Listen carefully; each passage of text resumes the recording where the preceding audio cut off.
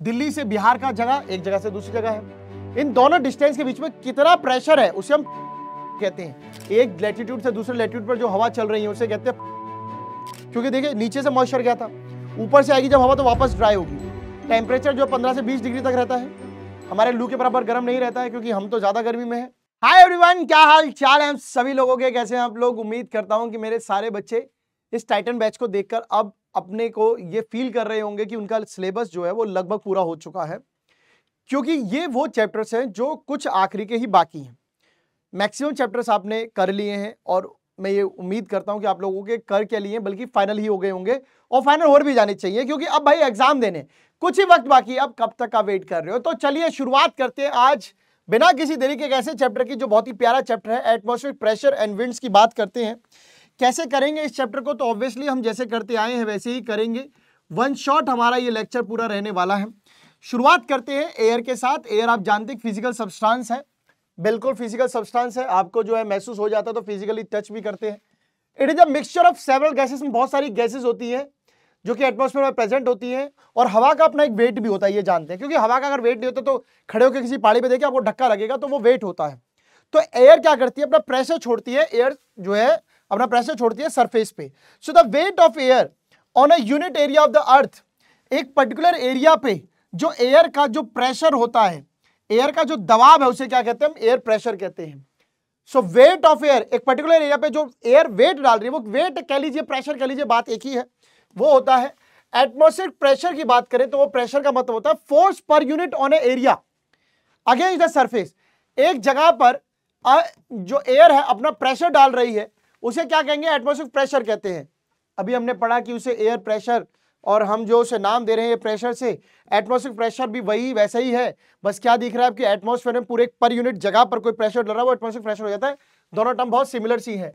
Pressure is expressed in किस degree में बताया जाता है, मिलीबार्स में बताया जाता है। जैसे दूध को लीटर में, पेट्रोल को भी 2 लीटर 4 लीटर में, चीजों को किलो में, कई चीजों को पीसेस में, वैसे ही प्रेशर को हम मिलीबार्स में बताते हैं, मिलीबार्स में बताते हैं। एंड इसे एक्सप्रेस किया जाता है बाय मरकरी बैरोमीटर। जैसे थर्मामीटर होता है वैसे मरकरी बैरोमीटर होता है, मतलब बैरोमीटर ट्यूब होती है, उसके अंदर मरकरी फिल्ड होता है। ठीक है, इस तरीके से मरकरी जो पूरा हम फिल्ड रखते हैं। The average atmosphere pressure at sea level is 760 mm होता है। एटमॉस्फेयर प्रेशर डिक्रीज करते जाता है जैसे जैसे आप हाइट पे जाएंगे। आप देखिए, आप यहां खड़े हैं, ये प्लेन है, ये प्लेन्स है। जब आप जाएंगे माउंटेन्स वाली साइड पर तो आपको पता चलेगा कि आपका एटमॉस्फेरिक प्रेशर जो है वो डिक्रीज हो चुका है, तभी तो सांस लेने में प्रॉब्लम होती है। Variation in pressure cause horizontal movements of air in winds, जो प्रेशर में चेंज आता है, कहीं पर ज्यादा कहीं पर कम, इसी वजह से आपका विंड्स फैलाती हैं, विंड्स बनती हैं।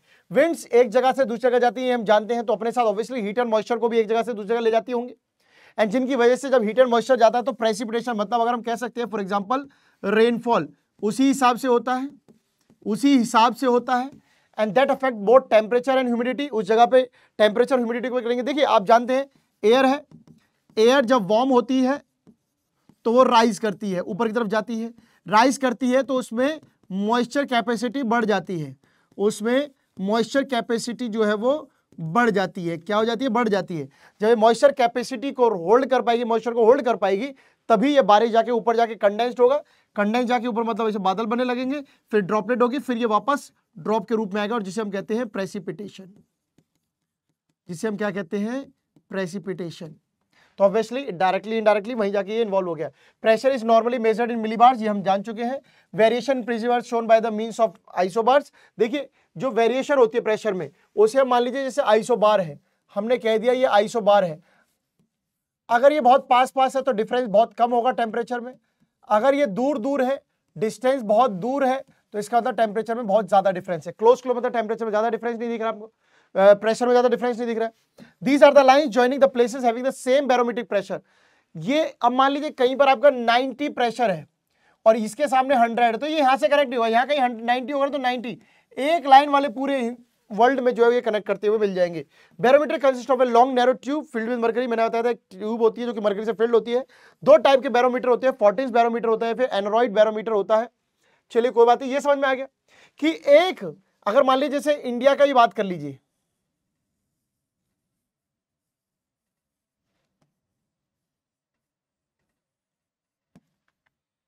अगर मान के चलिए हर जगह तो प्रेशर एक जैसा नहीं हो सकता है, यहां अगर 90 है, यहां अगर 90 है, यहां अगर 90 है, तो ये इस तरीके से एक दूसरे को ज्वाइन करेगा, 90 का आइसोबार्स करके इस तरीके से एक प्रेशर वाले में जाता है, सबका अपना होना है। 90 वाली एक लाइन होगी, 110 वाली एक, तो वो पता लगा लेते हैं किस जगह पे कितना प्रेशर चल रहा है। प्रेशर ग्रेडियंट क्या होता है? Pressure gradient basically is a way to describe the difference in atmospheric pressure from one location to another location. देखिए ये दिल्ली है, ये बिहार है, दिल्ली से बिहार का जगह एक जगह से दूसरी जगह है, इन दोनों डिस्टेंस के बीच में कितना प्रेशर है उसे हम प्रेशर ग्रेडियंट कहते हैं। अदर वर्ड्स की बात करें तो rate of change of atmospheric pressure, जो एटमॉस्फेरिक प्रेशर में बदलाव आएगा दिल्ली से बिहार तक अर्थ सरफेस को क्या कहते हैं? प्रेशर ग्रेडियंट कहते हैं। उसे क्या कहते हैं? Pressure gradient. इन दोनों पॉइंट के बीच में जो डिफरेंस होगा उसी को कहते हैं pressure gradient. On the weather chart इसको हम इंडिकेट करते हैं स्पेसिंग ऑफ आइसोबार। देखिए आइसोबार अगर हम इसके पास पास कर देंगे, क्योंकि ये यहाँ से दूर है, तो इसमें हम आइसोबार से प्रेशर को तो हम आइसोबार से करते हैं, दूर दूर बनाएंगे, तो gradient is steep, pressure gradient बहुत तीखा तेज होगा अगर वो चीजें बहुत क्लोज होंगी। यहां पे आप खड़े, यहां पे आप खड़े, प्रेशर आपको ज्यादा फील होगा, बट अगर आप बहुत दूर हैं तो आपको प्रेशर उतना फील नहीं होगा। क्लोज स्पेसिंग ऑफ आइसोबार, अगर आइसोबार पास पास है, आइसोबार अगर पास पास है दे इंडिकेट स्ट्रॉन्ग प्रेशर, अगर दूर दूर है तो they indicate weak pressure. Clear है? आगे चलते हैं, एल्टीट्यूड की बात करते हैं। What are the factor affecting atmospheric pressure? आप ध्यान से खुद सोचिए, प्रेशर की बात हो रही है, एटमॉस्फेयर छोड़िए, एटमॉस्फेयर में जो प्रेशर है उसे एटमॉस्फेरिक प्रेशर कहते हैं। सिंपल सी बात है। किस चीज पे डिपेंड करता है? हाइट, सबसे पहले altitude. The atmospheric pressure decreases with height of altitude, जितना जितना हाइट पे जाएंगे प्रेशर डिक्रीज होता जाएगा। हाईएस्ट कहां होता है? एट सी लेवल होता है, जमीन पे नीचे मिल जाएगा, because at higher altitude the air is thinner हो जाती है और लेस डेंस कह सकते हैं। वहीं जो है एयर डेंसिटी मैक्सिमम रहती है सरफेस पे रहती है। बिल्कुल सिंपल सी बात है। जैसे जैसे प्रेशर डिक्रीज होता जाएगा ऑक्सीजन जो अवेलेबल होगी उसको भी लेने में प्रॉब्लम होगी, वो नहीं मिलेगी। हाई एल्टीट्यूड पे एटमॉस्फेरिक प्रेशर और ऑक्सीजन की कमी बिल्कुल आपको देखने को मिल सकती है, इसलिए लोगों को सांस लेने में प्रॉब्लम होती है। तो जब भी आप प्लेन एरिया से किसी हिल एरिया पे जाते हैं, थोड़ा टाइम लगता है आपको वो चीजों को अडॉप्ट करने में, तो जिसकी वजह से क्या होता है, आपको शुरुआत में डिकम्प्रेशन सिकनेस फील हो सकती है, जिसे हम बैंड्स कहते हैं। ये वो प्रॉब्लम है ज्यादातर स्कूबा डाइवर्स को होती है। अब नीचे से गए, एक टेम्परेचर ऊपर से कूदेंगे, अचानक से नीचे आएंगे, फिर टेम्परेचर बदल जाएगा। ऊपर और नीचे का टेम्परेचर बहुत जल्दी क्विकली बदलता है। एयरक्राफ्ट में ये जो है आर्टिफिशियल प्रेशर क्रिएट किया जाता है, ताकि जब पैसेंजर नीचे से चढ़कर जब जहाज में बैठेगा तो उसको प्रेशर नीचे का अलग और हवाई जहाज का अलग, उसमें ज्यादा डिफरेंस फील ना हो। नेक्स्ट एल्टीट्यूड के बाद आता है बच्चों टेम्परेचर। एटमॉस्फेरिक प्रेशर भी जो है डिक्रीज करता है विद इंक्रीज इन टेम्परेचर। क्यों होता है? बिकॉज व्हेन द टेम्परेचर जब बढ़ता है, मैंने बताया अगर टेम्परेचर आपका बढ़ा 20 डिग्री से 50 डिग्री सेल्सियस हो गया, तो यहां जो एयर होगी वो हीट करेगी। गर्मी बढ़ती तो हीट करती है, हीट करेगी तो क्या होगा? एक्सपेंड करेगी, फैलेगी। एक्सपेंड करते ही क्या होगा? मॉइस्चर कैपेसिटी बढ़ जाती है, air expand. The molecules of air move far apart, दूर दूर होने शुरू हो जाएंगे, इसलिए वो एक्सपेंड हो रही है, हेंस ये इसका प्रेशर कम हो जाता है। देखिए जब एयर के मॉलिक्यूल्स यानी बस समझ लीजिए, बस ऐसे ही एयर की ताकत, बिल्डिंग ब्लॉक्स उसके, जब ये क्लोज होते हैं तो प्रेशर ज्यादा होता है, तो प्रेशर मोर होता है। बट जब मॉलिक्यूल्स फार होते हैं तो प्रेशर कम होता है, यही लिखा हुआ है। This is why the equatorial region has a low pressure belt. I hope कि आप इक्वेटोरियल लो प्रेशर बेल्ट से, ये जो बीच का हिस्सा है इक्वेटोरियल, यहां पर लो प्रेशर मिलता है, क्योंकि हीट होती है तो चीजें गर्म होती है तो वही केस पोलर रीजन पे जो वो ठंडा रहता है, इसलिए वहां पे अलग होता है। वाटर वेपर की बात करते हैं, ये भी इंपैक्ट करता है। कैसे इंपैक्ट करता है?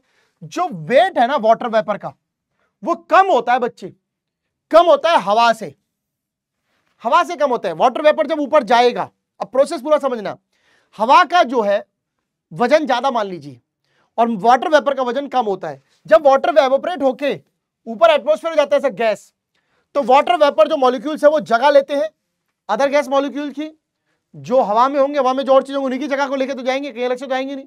सो जो वॉल्यूम ऑफ ये जो भाप का था वो लेस रहता है, less than equal volume of dry air से कम रहता है। देयरफॉर ह्यूमिड एयर जो होती है वो लेस डेंस होती है और उसका प्रेशर भी जो है कम होता है ड्राई एयर से। ड्राई एयर का प्रेशर ज्यादा होता है बजाय कि ह्यूमिड एयर से। ध्यान रखना वाटर वेपर में ये फर्क समझ लेना। रोटेशन ऑफ द अर्थ की समझ लीजिए। अब due to the rotation of the earth rotate कर रही है, अर्थ रोटेट कर रही है, and the bulk of air है at the poles is thrown away towards the equator. अब जो हवा है वो आपके इक्वेटर की तरफ आएगी, जो हवा है वो इक्वेटर की तरफ आ रही है, नीचे से भी और ऊपर से भी, ठीक है। Since the equatorial region receive a great amount of heat, equatorial region पे क्या होता है, ग्रेट अमाउंट ऑफ हीट होता है, पूरे साल रहता है। यहां पर जो हवा होगी वो गर्म होगी, गर्म हवा हमेशा लाइट होती है और वो जाके ऊपर भाप की तरह बनेगी, यानी कि आपका ये प्रेशर नीचे आ रहा है और ये प्रेशर ऊपर जा रहा है, ये प्रेशर नीचे आ रहा है, वो प्रेशर ऊपर, एयर सर्कुलेशन बन गया। एट द पोल्स ठंडी हवा होती है, वो नीचे की तरफ जाती है, वहां पे हाई प्रेशर होता है। Temperature and rotation of the earth together contribute to the formation of world pressure belt, बहुत सारी वर्ल्ड प्रेशर बेल्ट बनती है। These factors make air pressure an important parameter in predicting weather। तो air pressure से आप weather का पता लगा सकते हैं, क्योंकि प्रेसिपिटेशन भी उसी पर डिपेंडेंट है। In general weather become stormy, weather बहुत तूफानी हो जाता है जब एयर का प्रेशर गिर जाए, क्योंकि अब उसमें पावर नहीं रहेगी, नॉर्मल से नीचे चली गई है। एंड बिकम्स फेयर जब एयर में प्रेशर राइज हो जाए। When a low pressure system moves into an area, जब एक लो प्रेशर सिस्टम मूव करता है ऐसे एरिया में, तो उसकी वजह से क्या होता है, क्लाउडीनेस होती है, बादल आते हैं, प्रेसिपिटेशन होता है, आंधियां चलती हैं। High pressure system usually lead to a fair and calm weather. Low pressure system जैसे ही होगा तूफान आएगा, हाई प्रेशर सिस्टम जैसे ही होगा तूफान नहीं आएगा। वर्ल्ड प्रेशर बेल्ट की बात करते हैं। Distribution of atmospheric pressure across the latitude is term as global horizontal distribution of pressure.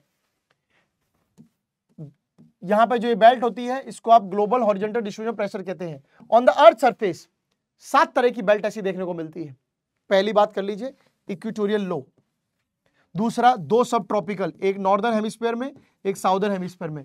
2 सब पोलर, एक नॉर्दर्न हेमिस्फीयर में, एक साउदर्न हेमिस्फीयर में। और 2 पोलर हाइज, एक नॉर्दर्न हेमिस्फीयर में, एक साउदर्न हेमिस्फीयर में। तो 2, 2, 4, 5, 6 और एक 7, क्योंकि इक्वेटर सबके लिए कॉमन है।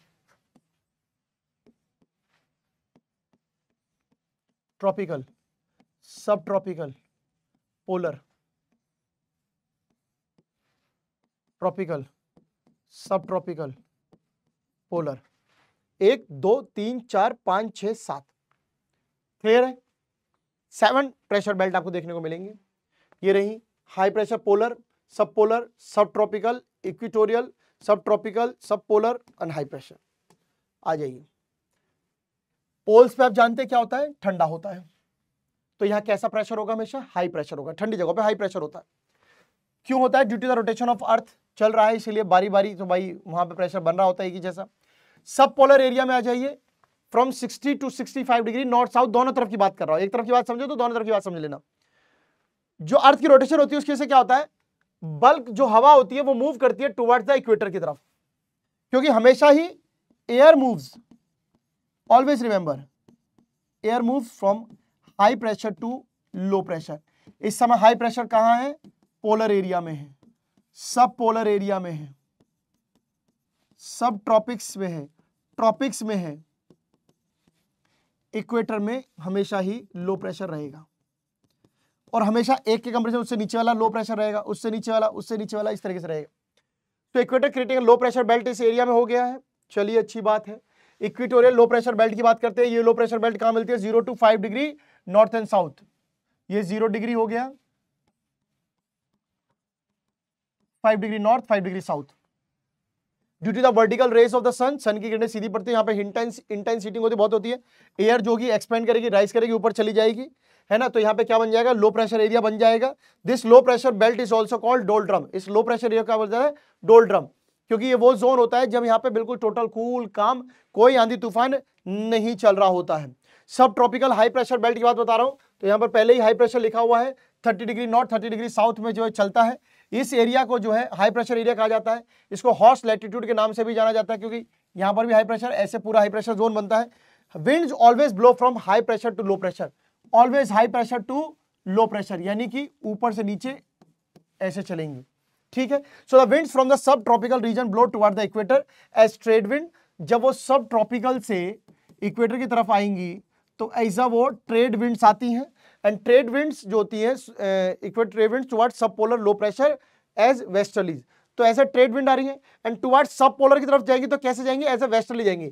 मतलब अगर सब ट्रॉपिक से ऊपर सब पोलर की तरफ जा रही है तो कैसे जा रही है, एज ए वेस्टर्ली आपको नजर आ रही है।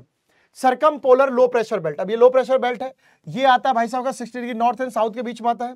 Unlike the equatorial low pressure belt की तरह this one form due to the earth rotation की वजह से बनती है। Circumpolar low pressure belt बन रही है अर्थ की रोटेशन की वजह से। Winds from the sub tropic and polar regions, polar region sub tropical मतलब ये पोलर है और ये सब पोलर है, जहां पर ये दोनों गैस हवाएं मिलेंगी, जहां पर ये दोनों हवाएं मिलेंगी, meet here and rise creating a cyclonic storm बनते हैं, जहां पर ये पोलर एंड सब पोलर की हवा मिलती है, क्योंकि ये नीचे से ऊपर जा रही है और वो ऊपर से नीचे आ रही है, जहां मिलेंगे वहां साइक्लोन बनेंगे। और टेम्परेचर में डिफरेंस तो ये मेन रीजन होता ही है, क्योंकि टेम्परेचर डिफरेंस क्यों है, नीचे से आने थोड़ी हीट होगी, ऊपर से आने थोड़ी कोल्ड होगी। So in the southern hemisphere this low pressure belt ज्यादा स्ट्रांग होती है, क्यों, क्योंकि वहां पे ओशन होते हैं बजाय कि नॉर्थ हेमिस्फीयर के, क्योंकि वहां ओशन नहीं होते हैं। यही लिखा हुआ है, यही लिखा हुआ है। आगे चलते हैं, polar high pressure areas. So north and south 90 degree पे पोलर हाई प्रेशर एरिया होते हैं, कोल्ड एरिया होते हैं, यहां पर जो हवा होती है वो हाई प्रेशर एरिया बना रही होती है पोल्स पे। This are the area polar high pressure, जिनको हम पोलर हाइज भी कहते हैं। ये जो होते हैं यहाँ पर परमानेंट आइस कैप रहते हैं, इसीलिए वहां पर अंटार्कटिका आपको दिख रहा है। बात करें विंड्स की, एयर फ्लो करती है from the high pressure to the low pressure, बिल्कुल सही बात है। इस तरह अगर हॉरिजॉन्टल मूवमेंट होती है तो उसे विंड कहते हैं, वर्टिकल मूवमेंट होती है तो उसे एयर करंट कहते हैं। So try to understand the difference between horizontal है विंड है, वर्टिकल है करंट है। विंड और एयर करंट मिलकर ही पूरा एयर सर्कुलेशन एटमॉस्फेयर में बना के रखते हैं। क्या क्या फैक्टर्स होते हैं, प्रेशर ग्रेडियंट, कितना प्रेशर चल रहा है, कोरिलेस फोर्स क्या है जिसके से राइट एंड लेफ्ट डिफ्लेक्ट चलती है, एल्टीट्यूड है, लैटिट्यूड है, रोटेशन है, सेंट्रीपेटल एक्सेलरेशन, फ्रिक्शन है, हवा कितनी तेजी से चल रही है, कहां से घिस रही है, ये सब हमें देखना होता है। बात करते हैं कुछ बेसिक टॉपिक की, प्रेशर ग्रेडियंट। मैंने आपको अभी बताया था, greater the difference in pressure between the 2 point the steeper is the pressure gradient and higher is the wind speed. क्या रहेगी, विंड स्पीड हायर रहती है। सिंस हवा जो है ब्लो करती है हमेशा from higher to low pressure area and it is perpendicular to the isobars, क्योंकि ये अगर एक बार पे है, एक ही टेम्परेचर 90 पे प्रेशर है, तो हवा तो यूं भी आएगी और हवा यूं भी जाएगी, तो परपेंडिकुलर हो रही है। These wind blow are parallel to the gradient के साथ साथ चलती है, right angles to the isobars. तो ये ऐसे ऐसे हवाएं जो है चल रही होती हैं, ये हम जानते हैं। कोरिलेस इफेक्ट, अर्थ रोटेट करती है अपने एक्सिस पे, अगर ये रोटेट नहीं करती तो विंड्स डायरेक्शन को, प्रेशर ग्रेडियंट को फॉलो ही नहीं करती। Winds will follow the direction of gradient को, इफ इट डिड नॉट तो विंड जो है वो प्रेशर ग्रेडियंट को फॉलो कर रही होती, मतलब कि अगर आपकी अर्थ रोटेट नहीं करती तो हवा सीधी की सीधी इसी ग्रेडियंट के साथ चलती।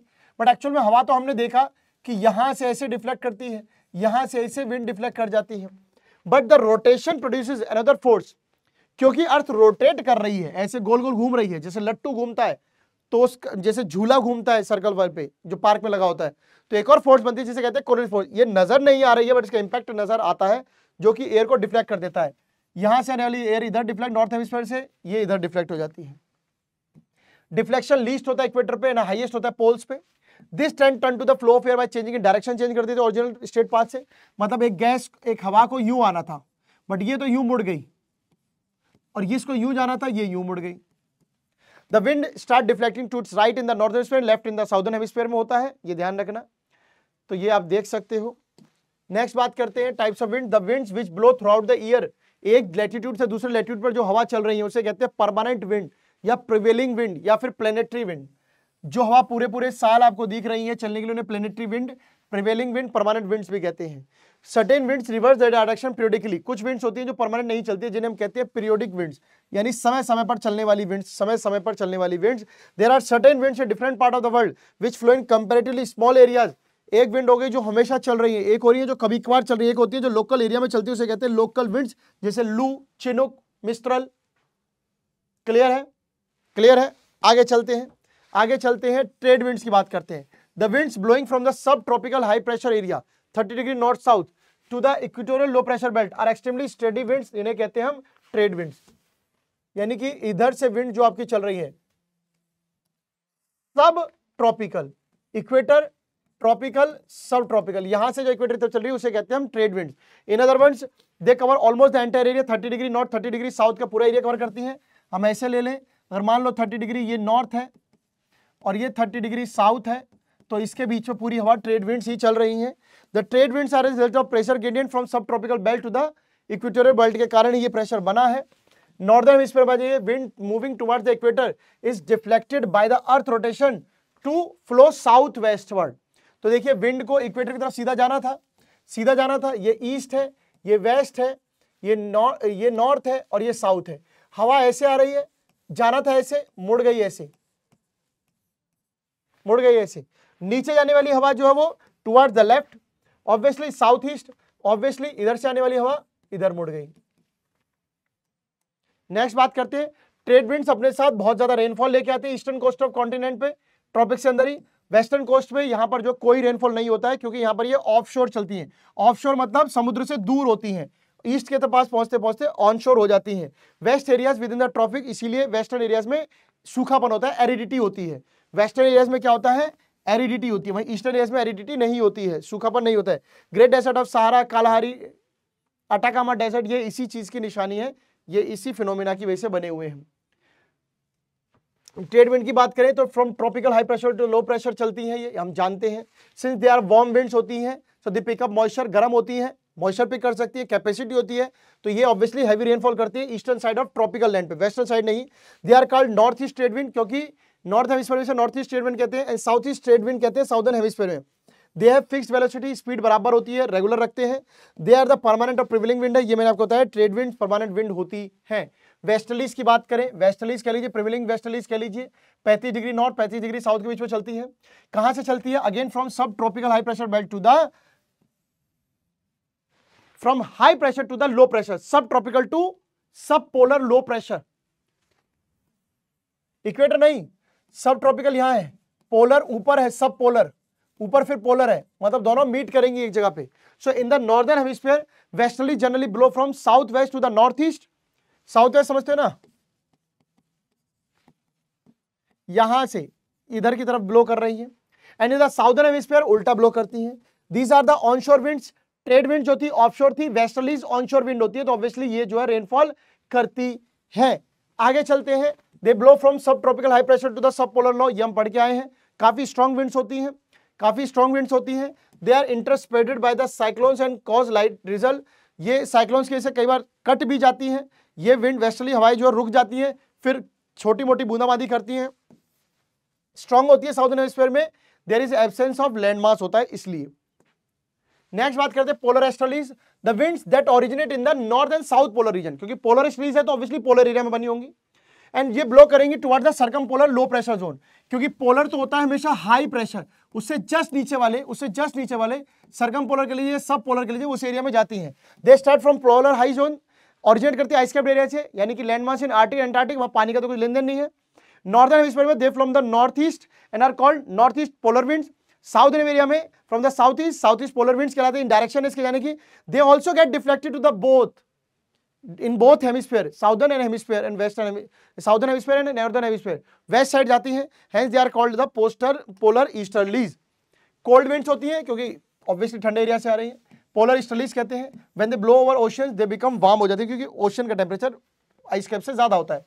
पीरियोडिक विंड्स की बात कर ले, रेगुलर इंटरवल पे चलती हैं, they are blow at the regular intervals और इन इररेगुलर साइकिल्स, कभी कभार चली या फिर थोड़े समय चलती है फिर रुक जाती है, फिर थोड़े समय चलती है लगातार फिर रुक जाती है। These are the winds that result from the localised difference, एक एरिया में प्रेशर और टेम्परेचर डिफरेंस है इसलिए वहां पे हो रही है। For example land and sea breeze की वजह से होती है, ये कह सकते हैं। They are caused by the land and sea breeze, क्यों होता है कैसे होता है देख के पढ़ते हैं। Land and sea breezes, land breeze का मतलब होता है हवा का लैंड से सी की तरफ चलना, सी ब्रीज का मतलब होता है सी से लैंड की तरफ चलना, सिंपल सी बात है।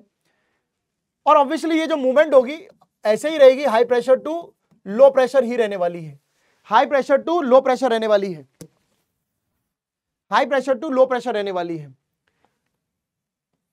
कमेंट में बता दीजिए लैंड जल्दी गर्म होती है या सी जल्दी गर्म होता है, अब आपको आंसर का मिल जाएगा। दिन की बात करें, जमीन जो है जल्दी गर्म होता है अपने समुद्र के मुकाबले, समुद्र के सी के कंपैरिजन। इसकी वजह से क्या होता है, लैंड पर लो प्रेशर जोन बन जाता है एंड हाई प्रेशर जोन रहता है सी पर। तो ऑब्वियसली आप समझ गए, ये लैंड है और ये सी है, यहां हाई प्रेशर है, यहां लो प्रेशर है एंड यहां हाई प्रेशर है। क्यों गर्म हो गया ना, गर्म होते ही क्या हो गया, हवा गई तो लो प्रेशर बन गया, तो मूव कैसे होगा, सी टू लैंड, तो ये क्या बन गया, सी ब्रीज का एग्जांपल है, इसलिए इसको नीचे लाइन दी गई है सी ब्रीज। लैंड पे अगर हाई प्रेशर बनता, नाइट के टाइम पे उल्टा होता है इसलिए लैंड ब्रीज हो जाता। मॉनसून जो वो पीरियडिक विंड्स है, क्योंकि कभी कभार आते हैं हमेशा नहीं आते हैं। आगे चलते हैं, समर मॉनसून की बात करें, इन समर जो लैंड होती है जल्दी हीट होती है ठीक है। Hence there are centre of low pressure on the land, over the एडोनिक सी ठंडा होता है, दिस कॉजेज समर मानसून होता है, और इसे कह सकते हैं आप लैंड ब्रीज भी कह सकते हैं। इन मई, जून एंड जुलाई हिंदुस्तान का प्लेन, चाइना का प्लेन बहुत ज्यादा हीट होता है, इतनी ज्यादा हीट डेवलप होती है कि यहाँ पे लो प्रेशर बन जाता है। इन्हीं महीनों में इंडियन ओशन के ऊपर भी एक हाई प्रेशर डेवलप होता है, तो बारिश इसलिए आपको देखने को मिल जाती है। So wind blows from the Indian Ocean to the northward and north westward into Asia, as they blow from the sea to the land, heavy rainfall होगा ईस्ट एशिया की तरफ। The summer monsoon winds blow south west, and so they are also known as south west monsoon winds, तो south west की तरफ से ये आ रही होती हैं। विंटर सीजन की बात करें तो उल्टा हो जाता है, हाई प्रेशर एरिया जमीन पर डेवलप होगा समुद्र के मुकाबले, at the same time low pressure area develop होगा इंडियन ओशन में, विंड ब्लो करेगी फ्रॉम द लैंड डायरेक्शन, आपको पता है। When these winds blow overseas, pass over the origin, तो वहां पे बारिश होगी। अब मान लीजिए यहाँ से चल रही है ये हवाएं, तो यहाँ से चलेंगी तो इन एरिया पे तो बारिश होने का चांस है, यहाँ पानी है, यहाँ लैंड है, साउदर्न कोरोमंडल कोस्ट, इसलिए यहाँ पे बारिश पड़ती है। विंटर मानसून विंड्स ब्लो करती है नॉर्थ ईस्ट, इसलिए इनको बोला जाता है north east winter monsoon. Local winds की बात करें तो कुछ पर्टिकुलर एरिया में चलती हैं, ये गर्म भी हो सकती है, ठंडी हो सकती है, डिपेंड करता है उस एरिया में टेम्परेचर मौसम कैसा है। हरमतन जैसे हॉट लोकल विंड है सारा डेजर्ट की। लू की बात करें, प्लेन एरिया नॉर्थ इंडिया में चलती है, it is known as a loo, इसका टेम्परेचर जो होता है 50 डिग्री सेल्सियस तक हो जाता है। भाई साहब सनस्ट्रोक, धूप की चपटे लपटे आती हैं। फोयान एंड चिनूक की बात करें, स्ट्रॉन्ग वार्म विंड्स है दोनों की दोनों, जो कि एल्प्स पहाड़ियों के पीछे डेवलप होता है, यहां पर पीछे डेवलप होता है। अब क्या होता है, due to the regional pressure है, यहाँ पे एयर जो ऊपर की तरफ उठती है, क्रॉस करके आगे की तरफ जाती है, एज द एयर ऊपर उठती है साउदर्न स्लोप ऑफ वेस्ट है, तो ये एक्सपेंड करती है और उसका ठंडी हो जाती है, ऊपर जाके मौसम ठंडा पड़ता है।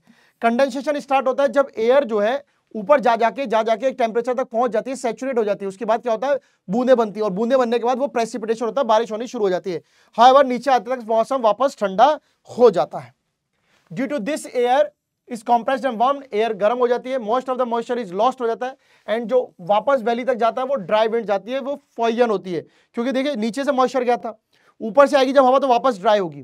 टेम्परेचर जो 15 से 20 डिग्री तक रहता है, हमारे लू के बराबर गर्म नहीं रहता है, क्योंकि हम तो ज्यादा गर्मी में है। Wind is use for melting snow के लिए यूज किया जाता है ऊपरी एरिया में। काइंड ऑफ विंड जो है यूएसए कनाडा में जो है वो ऑब्वियसली उन एरियाओं में जानी जाती है, रॉकीज है, चिनुक्स के नाम पे भी जानी जाती है। द वर्ड चिनुक का मतलब होता है स्नो ईटर, यानी कि जो हवा, ऐसी हवा जो पहाड़ों को, बर्फ के पहाड़ों को पिघलाने का काम कर रही है। मिस्ट्रल की बात करें, सर्दियों के टाइम पे जो जमीनों के साथ साथ एरिया होता है वहां पर एक लोकल ठंडी हवा चलती है, जो कि पर्वत, जो बर्फ वाले पहाड़ होते हैं उनके वहां पर होता है, और वो घाटियों में बह रही होती है। जैसे मान लो ये पर्वत के पहाड़ है, इनकी घाटियों में ठंडी ठंडी हवा चल रही है, मिस्ट्रल है। ये जो विंड्स होती है इसको लोकल नाम दिए जाते हैं। मोस्ट फेमस जो नाम है इसका मिस्ट्रल है, जो कि एल्प से भी बताया, फ्रांस तक चलता है, यूरोप में चलता है, मेडिटेरियन सी वाले साइड में। इवन दो स्काईज क्लियर होते हैं, साफ होते हैं, मिस्ट्रल जो है टेम्परेचर को कम करने का काम करता है, इतना कि ठंडा जमा भी देता है। वेरिएबल विंड्स की बात करते हैं, ये छोटे इलाकों में चलती है, इनको वेरिएबल कहते हैं, क्योंकि इनका कोई डेफिनेट डायरेक्शन नहीं है, कहां चलेंगी कैसे चलेंगी कुछ नहीं पता। इनकी जो स्पीड है वो डिपेंड करता है कि डिप्रेशन वहां पे कम है, तेज है, कुछ दिन तक ही चलती है। दो टाइप की वेरिएबल विंड होती है, साइक्लोन होता है या फिर एंटी साइक्लोन होता है। बात करते हैं साइक्लोन की, तो लो लैटिट्यूड एरिया है, हाई एल्टीट्यूड एरिया मतलब ऊपर पोलर वाले एरिया में, लो लैटिट्यूड एरिया मतलब ये यहाँ ये एरियाओं में depression with low pressure centre होता है। ट्रॉपिकल साइक्लोन में जो प्रेशर होता है वो कैसा होता है, लो प्रेशर होता है बीच में। ट्रॉपिकल साइक्लोन को कई नाम से जाना जाता है, जैसे कैरिबियन में hurricanes, typhoons, willy willy, Indian ocean में ट्रॉपिकल साइक्लोन इस नाम से जाना जाता है। Cyclone is a portion of part of atmosphere ही है जिसमें जो प्रेशर होता है वो सेंटर में कम होता है। विंड जो होती है हमेशा इनवर्ड की तरफ ब्लो कर रही होती है, blow inward in the opposite direction. जब एक साइक्लोन आता है तो रीडिंग जो होती है बैरोमीटर पर, जिसपे नापते हैं कितना साइक्लोन आ रहा है, वो गिर जाता है एकदम से टेम्परेचर, बट थर्मामीटर का टेम्परेचर राइज होता है गर्मी का, क्योंकि मौसम गर्म हो रहा होता है। राइजिंग मॉइस्चर लेडन एयर, जो मॉइस्चर कैपेसिटी होती है मॉइस्चर करेक्ट करने की एयर की, of such A cyclone result in heavy rainfall होता है। Centre of depression in the centre of depression मतलब हैवी रेनफॉल मिलेगा आपको बीच में, यहां पर बिल्कुल साइक्लोन का मिलता है। Cyclone on account of the Coriolis force, Coriolis force जानते हैं ना, जो डिफ्लेक्ट करने का काम करती है, उसकी वजह से जो साइक्लोन है, they blow in anticlockwise direction. जब साइक्लोन एंटी क्लॉकवाइज होता है तो उसे एंटी साइक्लोन कह देते हैं। तो ये ऐसा साइक्लोन एंटी क्लॉकवाइज कहां होता है, नॉर्दर्न हेमिस्फीयर में होता है due to Coriolis force. Cyclone anticyclone बन गया नॉर्दर्न हेमिस्फीयर में due to Coriolis force, and clockwise बन गया साउदर्न डायरेक्शन में क्योंकि कोरियोलिस फोर्स। आगे चलते हैं।